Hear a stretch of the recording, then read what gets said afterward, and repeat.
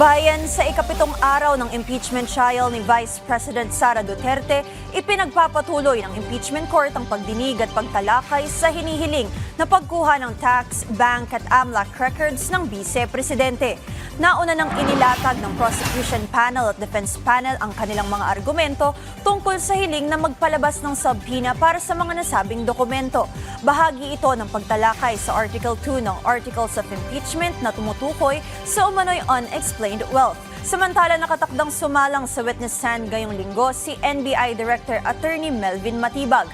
Si Matibag ang huling witness ng prosekusyon para sa Article 4 ng Articles of Impeachment na tumutukoy sa umano'y grave threats o pagbabanta ni Vice President Sara Duterte laban kina Pangulong Ferdinand R. Marcos Jr., First Lady Liza Araneta Marcos at dating House Speaker Martin Romualdez. Inaasahang pagtitibayin ni Matibag ang mga naunang testimonya ni NBI Senior Agent John Mark Calilong at NBI Regional Director Attorney Jeremy Lotoc na naglatag ng mga detalye ng investigasyon kaugnay ng sinasabing Operation Romanov na ayon sa NBI ay tumutukoy sa banta laban sa first couple at hindi sa Vice-Presidente.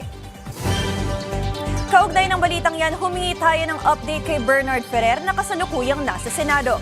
Bernard? Yes, Jan, kababalik lamang ng impeachment court matapos ang napakaikling recess nito. Pero balikan natin yung ilang may init na usapin o mainit na talakayan sa impeachment court ngayong hapon.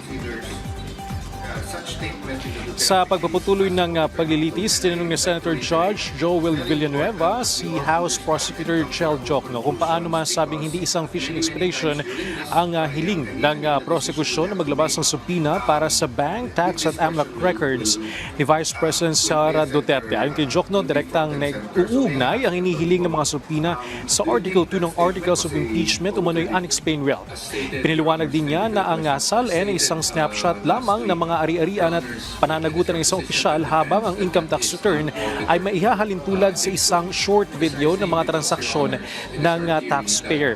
Tumutol pa rin ang depensa sa paglalabas ng subpoena ayon kay Attorney Michael Powa, kulang sa kalinawan at relevance ang mga hinihinging dokumento. Ginit din ni Powa na kung maglalabas ng subpoena ng impeachment court ng mga bank at tax records ng Vice-Presidente, maaring mapilitan ang ilang opisyal na lumabag sa batas. Dagdag pa niya, anumang hakbang ng impeachment court ay dapat umaayon sa mga limitasyong itinakda ng konstitusyon. Tinanong naman ni Senator George Pia Cayetano magkabilang panig kung naaangkop ba sa kasalukuyang usapin ang desisyon ng Korte Suprema sa kasong Stonehill versus Jokno. Ayon kay Jokno, ang Stonehill case ay tumutukoy sa search warrant na mas may panghimasok dahil sa pinapayagan itong paghalughog. Anya iba ito sa subpoena dahil mga dokumento lamang hinihingi at hindi nagbibigay ng pahintulot na magsagawa ng paghalughog sa anumang opisina o lugar. Sa panig naman ng depensa ay ginit ni Powa na dapat tiyak at malinaw ang paglalarawan ng mga dokumentong hinihingi sa isang subpoena.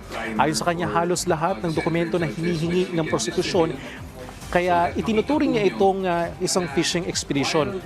Prinisinta rin ni Jokno ang ultimate facts na nakasaad sa Article 2 ng Articles of Impeachment at ipiniliwanag kung bakit ito mahalaga batay sa kaso. Iginit niya na natugunan ng prosekusyon ang mga inilahad nilang ultimate facts at hindi isang fishing expedition ang kanilang hinihingi dahil may sapat na patayan ang paratang ng umano'y unexplained wealth. Jana?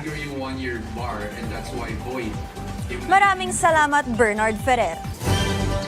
At yan ang mga balita sa oras na ito. Para sa iba pang updates, i-follow at ilike kami sa aming social media sites sa @PTVPH. Ako po si Jana Madrid at ito ang The Impeachment Trial, PTV Special Coverage.